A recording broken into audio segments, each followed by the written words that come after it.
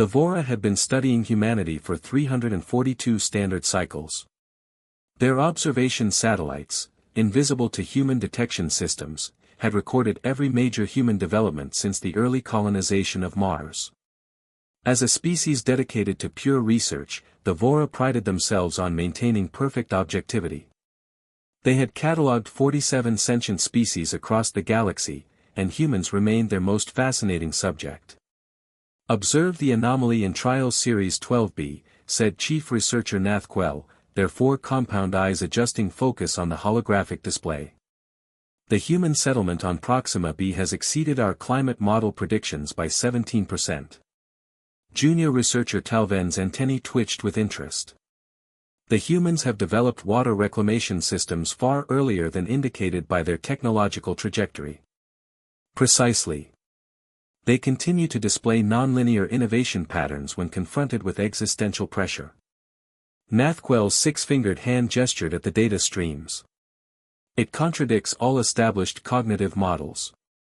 The observation chamber hummed quietly as the research team analyzed the incoming data from Proxima b, a once promising colony world now facing increasingly devastating climate shifts. What the humans didn't know was that the Vora had accelerated these shifts as part of Experimental Series 12, designed to test human adaptation capabilities under controlled extinction-level threats. "Recommendation?" asked Talven. Nathquel's skin shifted to a contemplative blue-gray. "Increase pressure variables by 30%. Let's see if there's a breaking point to this adaptation curve." Admiral Elena Reyes stood at the viewport of Proxima Station, watching the dust storms rage across the colony's main agricultural district. 6 months ago, these had been seasonal events. Now they were nearly constant. "The atmospheric processors can't keep up," said Dr. Kavita Sharma, head of the colony's climate initiative. "We've had to evacuate 3 more settlements this week." Elena ran her hand through her close-cropped hair, the silver at her temples catching the light. 20 years of military service hadn't prepared her for watching a colony of 40,000 slowly suffocate. "What about the anomalies your team detected in the upper atmosphere?" Elena asked. Kavita brought up a data screen. "That's the strange part. The particulate distribution patterns don't match natural formation. There's something almost deliberate about them." "Deliberate? You're suggesting sabotage?" "I'm suggesting that whatever's happening isn't entirely natural." Kavita highlighted a series of energy readings. "And there's this. Periodic energy fluctuations in high orbit. Too regular to be cosmic radiation." Elena's expression hardened. "Keep this between us for now. I'll authorize a stealth drone to investigate." 3 days later, the drone's findings sat encrypted on Elena's personal terminal. She reviewed them for the 5th time, still struggling to process the implications. Something was in orbit around their world, something massive but nearly undetectable. The drone had captured only fragments of its structure before losing signal, but it was enough to confirm they weren't alone. She made her decision and called an emergency meeting of the colonial leadership. First contact was not the grand historical moment Elena had imagined during her academy days. Instead, it happened in the utilitarian conference room of Proxima Station after the Vora, realizing they had been detected, initiated communication. The alien delegation materialized via hologram, for tall, insectoid beings with iridescent exoskeletons and multiple compound eyes. They introduced themselves as researchers from a species called the Vora, expressing pleasant surprise at humanity's detection capabilities. "We have observed your species for some time," said the one who identified itself as Nathquel. "Your colony's current difficulties present an excellent opportunity for formal introduction and potential cooperation." Elena maintained diplomatic composure despite her suspicions. "We welcome peaceful contact with other intelligent life. Perhaps you can assist us with our climate crisis?" "Indeed. Our environmental engineering capabilities vastly exceed your own. We have been monitoring your situation with great interest." The negotiations proceeded smoothly, too smoothly. The Vora offered technology that could stabilize Proxima b's deteriorating climate, asking only for cultural exchange and observation rights in return. Their knowledge of human society was impressively detailed, though something about their demeanor struck Elena as clinical. When the meeting concluded, Elena immediately huddled with her team. "They're hiding something," she said. "Dr. Sharma, analyze everything they've shared about our climate issues. Compare it with your data." Kavita returned 12 hours later, her expression grim. The atmospheric disturbances matched their technology signatures perfectly. "Admiral, they've been manipulating our climate. Creating the crisis." Elena felt ice in her veins. "They've been experimenting on us." The confrontation occurred during what was supposed to be a routine follow-up meeting. Elena entered alone, carrying only a data pad containing Kavita's findings. "Before we proceed," she said, interrupting Nathquel's opening statement, "I'd like to discuss some concerning discoveries." The holographic alien tilted its head. "Certainly, Admiral Reyes." Elena projected the evidence, side-by-side comparisons of natural weather patterns versus the artificial disruptions traced directly to Vora technology. "These are your energy signatures. You've been deliberately worsening our climate crisis. 42 people have died in the past month alone." Nathquel's exoskeleton shifted colors slightly, the first genuine reaction Elena had observed. "I see our experimental protocols have been identified. This is unexpected but not problematic." "Not problematic?" Elena's voice remained level despite her rising anger. "You've been experimenting on us without consent. Causing deaths. Admiral Reyes, you misunderstand our intentions. This is standard research methodology. All observed species undergo controlled environmental stress tests to measure adaptation capabilities." Nathquel's tone remained clinical.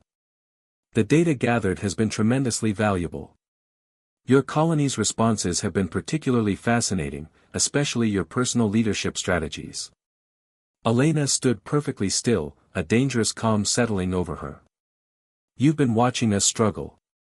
Watching people die. All for your research. The casualty rate has been within acceptable parameters.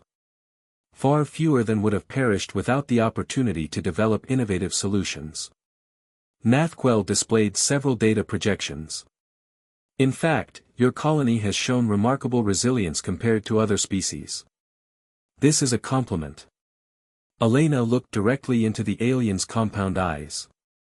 When she spoke, her voice carried the weight of every desperate family she'd evacuated, every child hospitalized with respiratory failure, every funeral she'd attended. "Let me be perfectly clear, Nathquel. This colony is under my protection. Those people you've been testing are not data points. They're my responsibility."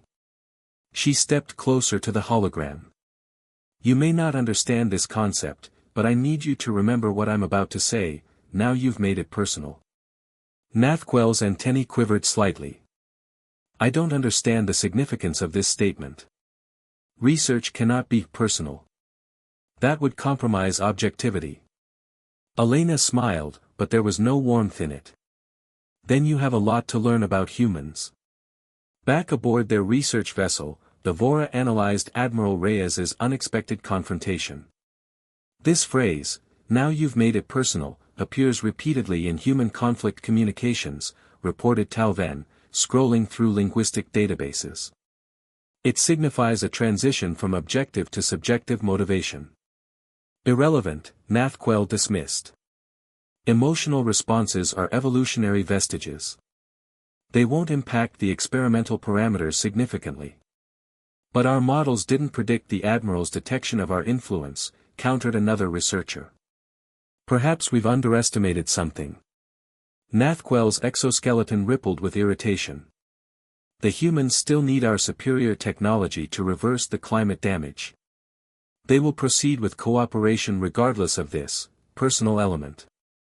In the following days, Elena smiled and graciously accepted the Vora's offer of climate restoration technology. She was the model of diplomatic professionalism as the alien delegation transferred specifications for atmospheric processors that would gradually restore Proxima B's climate balance.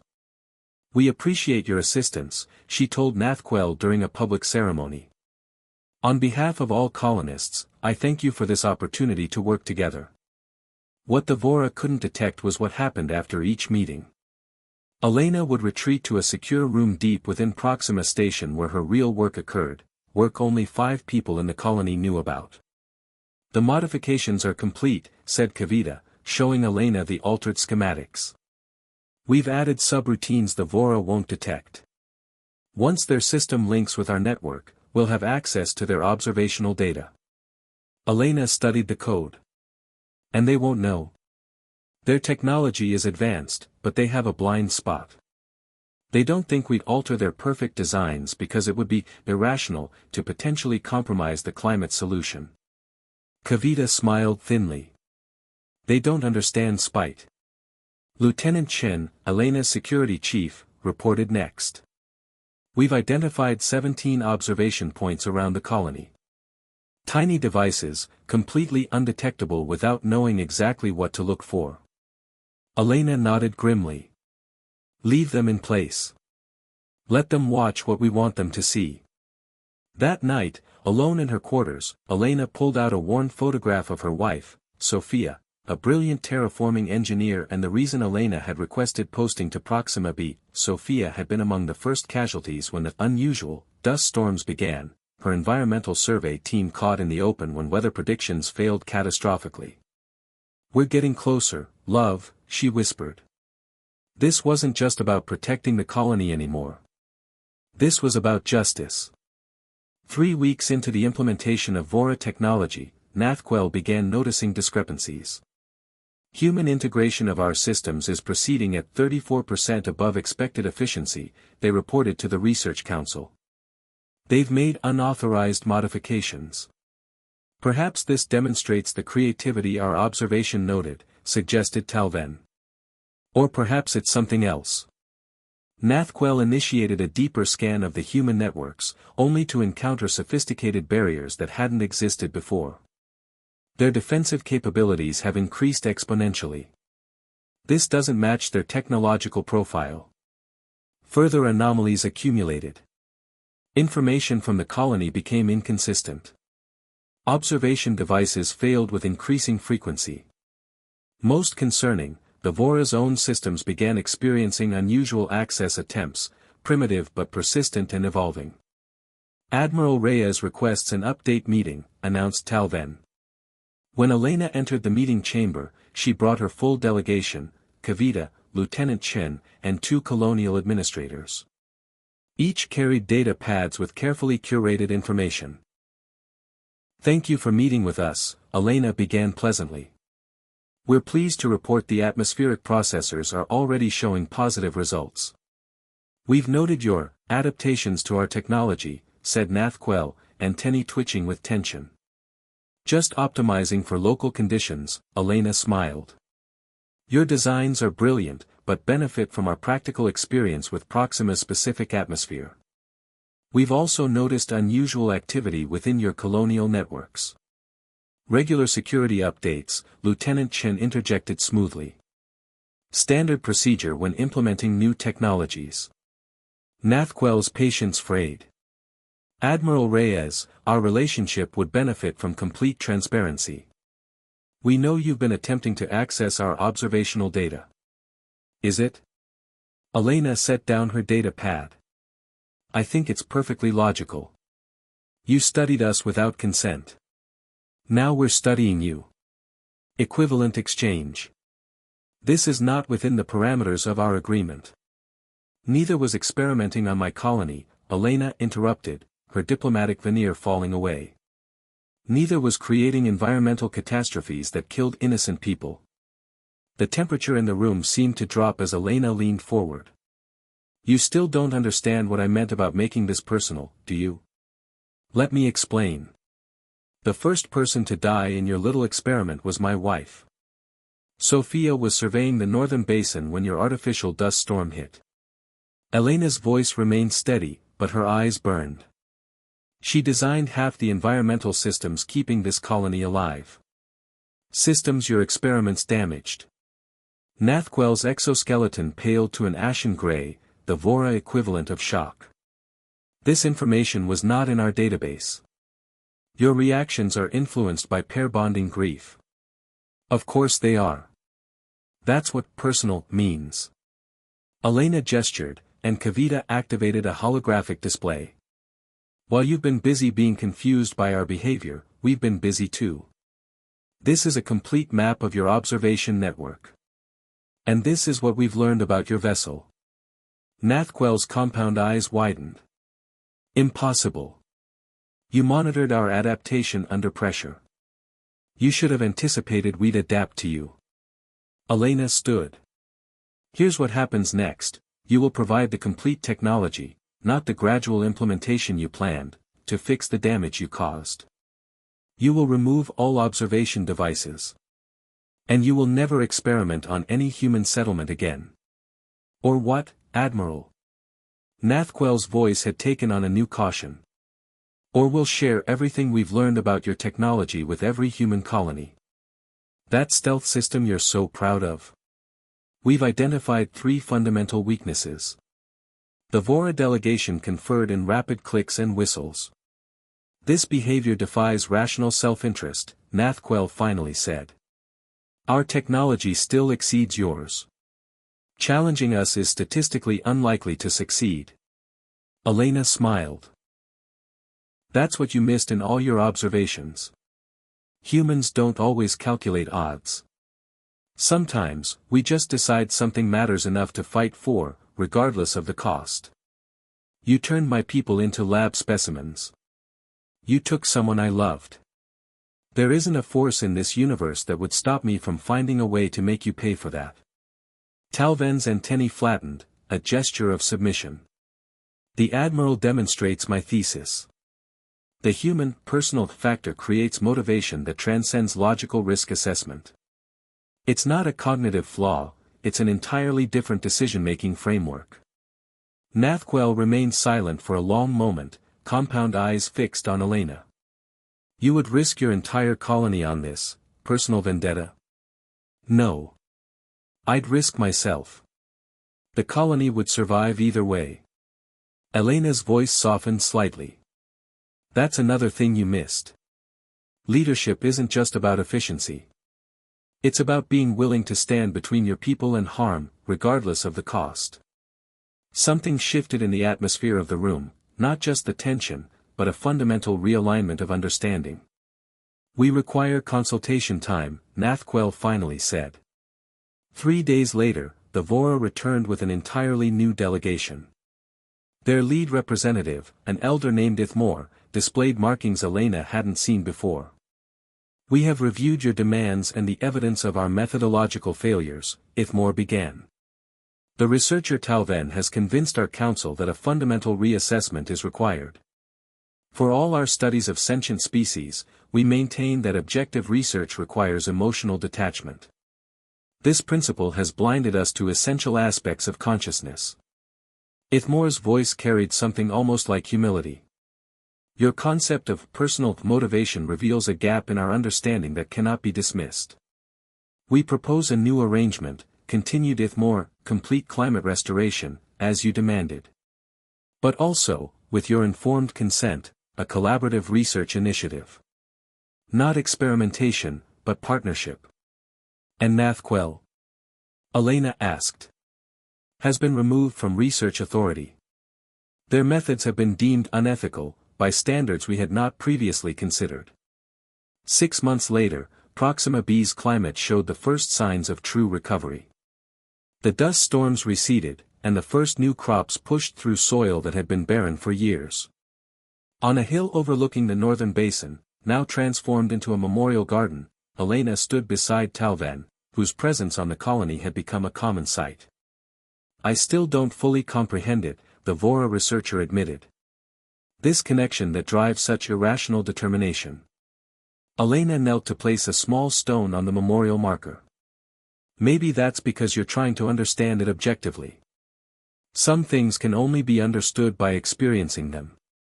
Is that why you insisted I accompany you here today? Partly. Elena stood. You want to understand what personal means. It means Sophia would have been fascinated by you. It means even though I hated what your people did, I know moving forward matters more than looking back. It means carrying someone with you, even when they're gone. As they walked back toward the settlement, Elena glanced at the alien beside her, the being whose species had caused such suffering, yet who now walked alongside humans helping to heal the damage. You know what the strangest part is? Elena said. If your people had simply asked to study us, explained your questions, treated us as partners rather than specimens, we probably would have agreed. A significant methodological error, Talven acknowledged. Elena laughed, a sound that had been rare for far too long. That's one way to put it. We have a simpler phrase, you pissed off the wrong species. For the first time, Talven's exoskeleton rippled with a warm amber color that reminded Elena, just for a moment, of Sophia's eyes. A lesson, the Vora said quietly, that we will not forget.